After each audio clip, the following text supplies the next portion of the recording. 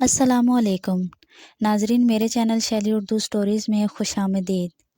آج میں آپ کو جھوٹے رشتوں کی ایک سچی آپ بیتی سنانے جا رہی ہوں، لیکن ویڈیو شروع ہونے سے پہلے اگر آپ نے میرے چینل کو سبسکرائب نہیں کیا تو جلدی سے سبسکرائب اور لائک کر دیں اور بیل نوٹیفیکیشن کو آن کر دیں تاکہ میری ہر نئی آنے والی ویڈیو کی اپڈیٹس آپ تک پہنچتے رہیں۔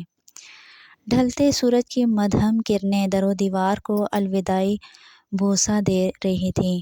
آنگن کے بیچوں بیچ کھڑے مولیسری کے پیڑ پر بسیرا کرنے والی چڑیوں نے شور و غل مچا رکھا تھا۔ پورا آنگن ان کی چہچہاہٹ سے گونج رہا تھا۔ برآمدے کی دہلیز پر بیٹھی فاریہ خالی خالی نظروں سے چاروں اور تک رہی تھی۔ کل تک اس کے دامن میں خوشیاں ہی خوشیاں تھیں، دل میں امیدیں اور آنکھوں میں خواب تھے۔ آج اس کا دامن آنسوؤں سے بھیگا ہوا تھا، دل نا امید اور مایوسی کے گرداب میں گرا ہوا تھا اور آنکھیں شکستہ خوابوں کی کرچیوں سے زخمی تھیں۔ کل تک وہ حفیظہ خالہ کی چہیتی تھی، ان کی ہونے والی لاڈلی بہو، چیف انجینئر اصفر احمد کے اکلوتے بیٹے اسفن کی بچپن کی منگیتر تھی۔ اس کے پیدا ہوتے ہی خالہ نے اسے اپنے اکلوتے اور چہیتے بیٹے اسفن کے لیے مانگ لیا تھا اور اس کی ننھی سی انگلی میں نازک سی طلائی انگوٹھی پہنا کر اسے ایک نئے رشتے کے بندھن میں باندھ دیا تھا۔ منگنی تو ہو گئی، لیکن یہ منگنی ان کے لیے مبارک ثابت ہوئی۔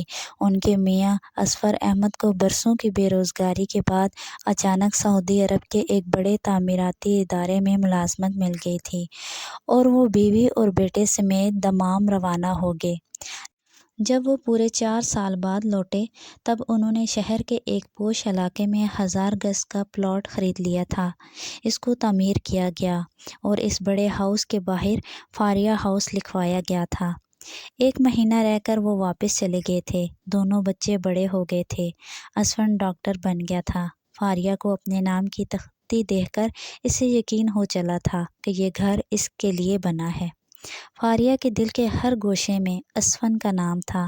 وہ اسفن سے بے پناہ محبت کرتی تھی۔ دمام میں اسفن کی ملاقات نرما نامی لڑکی سے ہو گئی۔ وہ کرسچن تھی، سانولی سلونی بڑی بڑی آنکھوں والی اسفن کو بھا گئی تھی اور آئے دن وہ ملنے لگے۔ دوستی محبت میں بدل گئی، لیکن ان کے درمیان جو چیز حائل تھی وہ مذہب تھا۔ لیکن نرما نے اسفن کی خاطر اسلام قبول کر لیا اور دونوں کا نکاح ہو گیا۔ اسفن کے والدین بھی اپنے بیٹے کی خاطر مجبور ہو گئے، لیکن وہ فاریہ کی طرف سے پریشان تھے، جو اس کے انتظار میں پاکستان بیٹھی تھی۔ اسفن اور اس کی فیملی جب پاکستان آئے تو اسفن کی بیوی بھی ساتھ ہی تھی اور امید سے تھی۔ فاریہ کو جب اسفن کی شادی کا پتہ چلا تو اس کی دنیا ہی لٹ چکی تھی۔ وہ ایک کمرے میں بند ہو کر رہ گئی تھی۔ اسفن کی امی جو فاریہ کی خالہ تھی، اس کو اس اندھیرے سے نکالنے کے لیے ایک اچھا رشتہ بھی لے کر آئیں، لیکن فاریہ نے انکار کر دیا تھا۔ نرما کو اللہ پاک نے چاند سا بیٹا سہاب عطا کیا تھا۔ فاریہ نرما کے ساتھ حسد کرنے لگی تھی۔ وہ اس کو ایک آنکھ نہ بھاتی تھی، کیونکہ نرما نے اس سے برسوں کی محبت چھینی تھی، لیکن خدا کو کچھ اور منظور تھا۔ سہاب جب 2 سال کا ہوا تو نرما پھر امید سے ہو گئی۔ اچانک نرما کی طبیعت خراب ہو گئی۔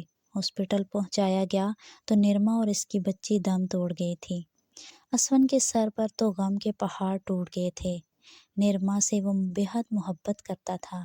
فاریہ اسفن کے گھر گئی اور سہاب کو گود میں اٹھا لیا۔ ماں کی ممتا سمجھ کر وہ فاریہ کی گود میں سنبھل گیا تھا۔ فاریہ سہاب کے ساتھ ساتھ اسفن کو بھی ٹائم دے رہی تھی۔ اس طرح وقت گزرنے کے ساتھ ساتھ اسفت اس سانحے سے نکل آیا تھا۔ یہ سب فاریہ کی مہربانی تھی۔ فاریہ نے سب بھول کر اسفن کا بہت ساتھ دیا تھا۔ اس طرح خالہ کے بے حد اصرار پر فاریہ کا نکاح اسفن سے کر دیا گیا۔ فاریہ نے نہ صرف پورا گھر بلکہ سہاب کو بھی سنبھال لیا تھا۔ فاریہ نے سہاب کو اتنا لاڈ پیار سے پالا کہ سہاب کی سگی ماں بھی نہ پال سکتی۔ اسفن کو فاریہ اچھی لگنے لگی تھی، کیونکہ مشکل وقت میں فاریہ نے اس کا ساتھ دیا تھا۔ فاریہ کے اپنے 2 بیٹے اسفن سے تھے۔ اب وہ تینوں بچوں کی پرورش کر رہی تھی، لیکن اپنے بیٹوں سے زیادہ وہ سہاب سے پیار کرتی تھی۔ اسفن فاریہ کو کہتا بھی کہ تمہارے لاڈ پیار نے اس کو بگاڑ دیا ہے، لیکن وہ اس بات سے چڑ جاتی اور کہتی مجھے اپنے بیٹوں سے زیادہ سہاب سے محبت ہے۔ تینوں بیٹے اسکول جانے لگے۔ فاریہ کے اپنے دونوں بیٹے لائق تھے، جبکہ سہاب 1 کلاس میں فیل ہو گیا تھا۔ جب اسفن بات کرتا تو کہتی ابھی بچہ ہے، ماں نہیں ہے، آپ سختی نہ کریں۔ اس طرح تینوں بیٹے بڑے ہو گئے۔ فاریہ کے دونوں بیٹے ڈاکٹر بن گئے تھے، جبکہ سہاب نے بہت مشکل سے میٹرک پاس کیا تھا۔ پھر وہ کالج جانے لگا تھا۔ فاریہ اس کو جیب خرچ اتنا زیادہ دیتی تھی، جس کے نتیجے میں سہاب کے بڑے لڑکوں سے دوستی ہو گئی۔ سہاب سگریٹ پینے لگ گیا تھا۔ اسفن ڈانٹا تو فاریہ کہتی جوان بیٹا ہے، کیوں سختی کرتے ہیں۔ ادھر فاریہ کے اپنے بیٹوں کو فاریہ سے شکوہ ہی رہا تھا کہ وہ ہم سے زیادہ سہاب سے پیار کرتی ہیں۔ اسفن کے والدین بھی اس دنیا کو چھوڑ گئے تھے، لیکن پھر بھی فاریہ کی محبت سہاب کے لیے کم نہ ہوئی تھی۔ وہ بڑا ہو کر بھی اسفن کی ڈانٹ سے بچنے کے لیے ماں کی گود کو سہارا بنا لیتا۔ فاریہ اس پر واری واری جاتی تھی۔ فاریہ کے کہنے پر سہاب کی یونیورسٹی چھڑوا دی گئی کہ وہ پڑھتا تو نہیں ہے، اب سہاب کو اپنے بزنس میں شامل کر لیں۔ کچھ دن سہاب نے اس بزنس کو سنبھالا، لیکن اس میں بھی ناکام ہو گیا۔ فاریہ کے دونوں بیٹے پڑھ لکھ کر اچھی پوسٹ پر لگ گئے تھے۔ جب بزنس ڈوبتا ہوا نظر آیا تو فاریہ نے اسفن سے کہا ہم دونوں کی زندگی کا کیا پتہ، اب جائیداد کا بٹوارا کر دیں، تینوں بچوں کو ایک جیسا بانٹ دیں۔ اسفن نے ایسا ہی کیا، کیونکہ اسفن بھی بیمار رہنے لگا تھا۔ اسفن نے اپنے وکیل کو بلا کر تینوں بچوں میں وراثت بانٹ دی تھی۔ ایک دن اسفن کو ہارٹ اٹیک ہوا اور وہ بھی دنیا سے چل بسا۔ اسفن کے جانے کے کچھ مہینے بعد فاریہ نے سہاب کو کہا کہ تمہارے والد جو تمہارے لیے دوسرا گھر نام کر کے گئے ہیں، تم وہاں شفٹ ہو جاؤ۔ سہاب نے کہا نہیں ماں، آپ کو پتہ ہے میں آپ کے بغیر نہیں رہ سکتا، لیکن فاریہ نہ مانی اور سہاب کو جانا پڑا۔